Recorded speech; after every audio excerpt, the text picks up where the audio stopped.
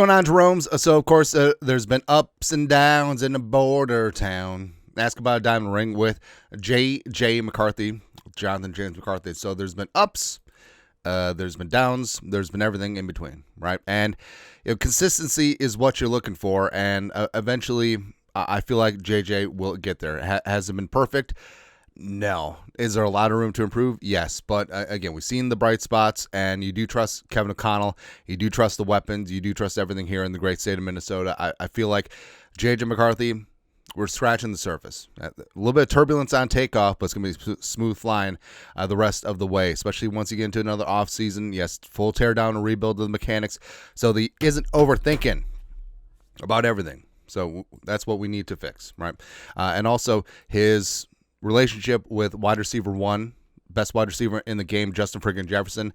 It's been a major deal, right? Where Jefferson unfortunately didn't get the reps in training camp due to the hamstring, and it's been a work in progress in terms of their chemistry, but they're building it both on and off the field, and the whole JJ to JJ 9 to 18 connection will be there. Because remember, Jefferson's only caught 2 touchdowns this year. Both of them are from JJ. So I feel like eventually it'll get itself ironed out. Also, a Ron Jones in the backfield, like he's a team leader, elder statesman, but he's definitely earned that captaincy on his chest. Like he's come in from day one and really been the heartbeat of this team, and really been the conscience of this team as well. And he's backing his guy 9. 3-3 is back in 9. Although I'm not gonna lie, I feel like we have to retire 9 because also you can't give yourself a nickname, but, Anyways, they fed the local media jackals, and, McCarthy out now with a concussion that apparently he can still practice with. So a lot of people are thinking, okay, is this a soft benching? Maybe even hard benching? Don't know. Bro Show's going to be in there now, but with McCarthy, like he's likely going to play again the rest of the year. He's likely going to be in competition to be the starter, if not the starter in 2026. So I like that Aaron Jones and Justin Jefferson here. Stand by your man. That's right, Jones. JJ came out. He's competed very hard in the first 6 games. We haven't made his job easier around him. I always say it's our job, all the 10 others, to make his job easier, so that if a play presents itself, we can make a play. And not everybody, including myself, has done that to make his job easier. But I always tell him, lift his head up and tell him I'm proud of him. One day you're going to look back at these times and kind of laugh. Just be thankful for the process, and the ones who counted you out, they're going to have to recount. Woo! It's almost up there with the Geno Smith. They wrote me off. I didn't write back. It's close, but it's up there. And I do love team leaders like Jones, where it's like, hey, it'd be very easy, both in public and or private, to throw your young quarterback under the bus. We're not getting done because of 9, right? But it is something about leadership and taking ownership of the situation. What can I do better? I haven't done my best, so he can't do his best, as he's basically drinking from a fire hose right now. So, also, obviously, what else are they going to say in public? But you can always sort of tell, like in terms of the the body language, the tone, if they truly are out on the quarterback. But Jones, like, he's very hopeful about the future, as is Justin friggin' Jefferson. Talking about his time. JJ to JJ connection. It's been tough just because it's early. He is to the game. He's new to the NFL. He's learning just like everyone else has to learn as a rookie, because, yes, even though he's in his second year, basically he's a rookie because of the injury last year. Also, he's only 22.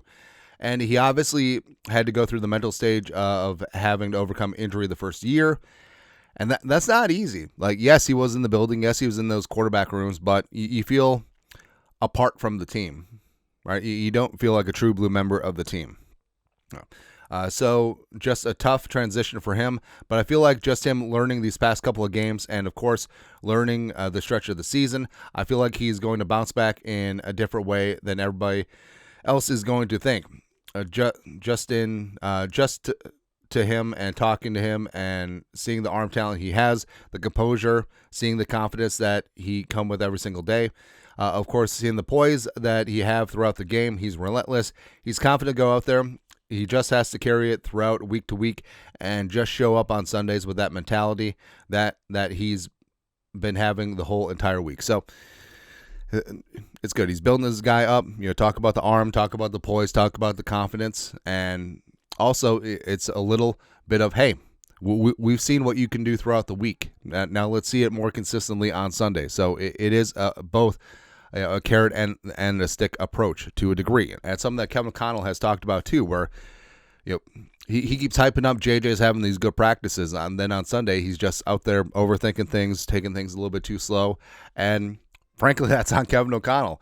At a certain point, you have to just let him play, right? And I feel like Jefferson has been extremely patient during this entire time. Honestly, we're very blessed to have Justin Jefferson because, wide receiver, it's the position that you need a quarterback, right? A quarterback has to get you the ball for you to do your job properly. The quarterback has to do their job. So you can tell, like, a lot of wide receivers would not be putting up with this, where, yes, they could mouth the right things in the media, but again, the tone, the body language would not be there. Jefferson, clearly he's backing his guy. Clearly he's frustrated, though, but he's less frustrated about his stats. He's more frustrated about not winning, right? Just like A.J. Brown. A.J. Brown is happy as a clam because he had stats, but even though they blew a 21-point lead against the Cowboys. Or imagine if Stephon Diggs was still here.